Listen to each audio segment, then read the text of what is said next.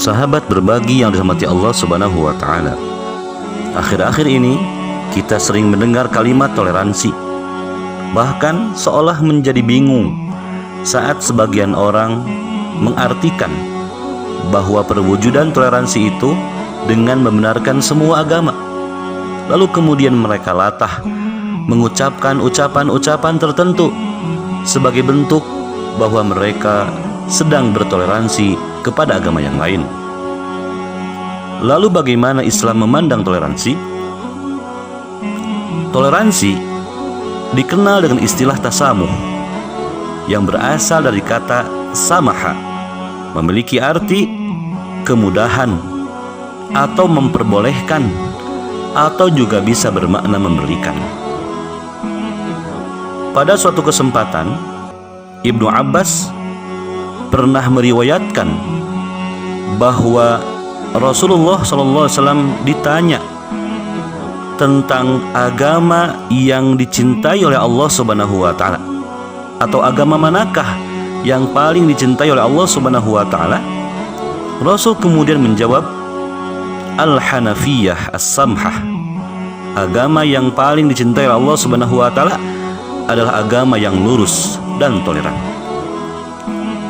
Dari definisi di atas, kemudian dijadikan dasar toleransi dalam Islam, bahwa Islam memberikan kemudahan bagi siapa saja untuk menjalankan apa yang ia mampu, termasuk menjalankan apa yang ia yakini, sesuai dengan ajaran masing-masing, tanpa ada tekanan dan tidak mengusik ketauhidan.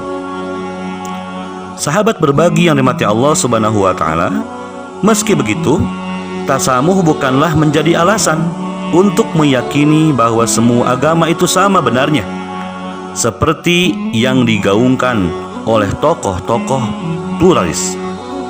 Berdasarkan ayat Allah Subhanahu wa Ta'ala, la ikraha fid din, tidak ada paksaan dalam agama. Sebagian orang salah dalam memahami ayat ini, sehingga mereka terjebak dalam pemahaman pluralisme agama, yaitu bahwa semua agama itu benar dan Islam bukanlah agama yang paling benar. Tentu pandangan ini adalah pandangan yang tidak benar, karena justru tasamuh mengajarkan kepada kita untuk meyakini kebenaran hanya berasal dari Allah Subhanahu wa Ta'ala. Dengan kata lain, tasamuh menghendaki adanya pluralitas, bukan pluralisme. Sahabat berbagi yang dirahmati Allah Subhanahu wa Ta'ala, Rasulullah SAW bersabda, barang siapa membunuh seorang kafir dhimmi, maka dia tidak akan mencium bau surga, padahal sungguhnya bau surga itu tercium dari perjalanan 40 tahun. Hadis ini memberikan isyarat kepada kita semua bahwa Islam melarang menyakiti non-muslim. Tidak boleh sekonyong-konyong kita melakukan berbagai macam aksi menyakiti orang-orang yang berbeda keyakinan dengan kita semuanya. Dalam hal ini, Islam memberikan pandangan, memberikan sebuah benteng bahwa biarlah mereka melakukan keyakinan agama masing-masing, dan kemudian kita juga memegang prinsip keyakinan yang kita miliki, yang kita yakini hari ini. Sehingga kemudian tasamuh bukan berarti semuanya harus sama. Toleransi bukan berarti kita harus menghormati, bahkan kemudian latah memberikan ucapan-ucapan tertentu kepada agama tertentu. Tasamuh memberikan makna bahwa kita beribadah sesuai dengan keyakinan masing-masing tanpa mengganggu apa yang menjadi keyakinan agama yang lain. Sahabat berbagi yang dirahmati Allah Subhanahu wa Ta'ala, itulah yang dulu pernah ditawarkan oleh orang-orang kafir Quraisy kepada Rasulullah SAW ketika mereka merasa bosan dan merasa jenuh untuk menghalangi dakwah Muhammad SAW di Mekah. Maka mereka kemudian menawarkan kepada Muhammad untuk kemudian beribadah sehari menyembah Allah, sehari menyembah berhala.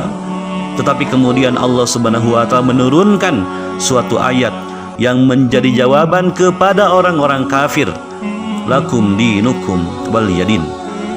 Keyakinan kalian silahkan kalian lakukan, keyakinan kami biarkan kami tegas dan kemudian teguh memegang prinsip keyakinan kami. Inilah toleransi dalam Islam, tidak menyakiti, tidak membenci, tidak kemudian melakukan berbagai macam aksi-aksi teror. Tasamu dalam Islam bermakna memberikan kebebasan, memberikan kemudahan, bahkan membantu urusan-urusan kehidupan kemanusiaan bagi mereka yang berbeda agama dengan kita semuanya dalam bingkai Negara Kesatuan Republik Indonesia. Mudah-mudahan bermanfaat.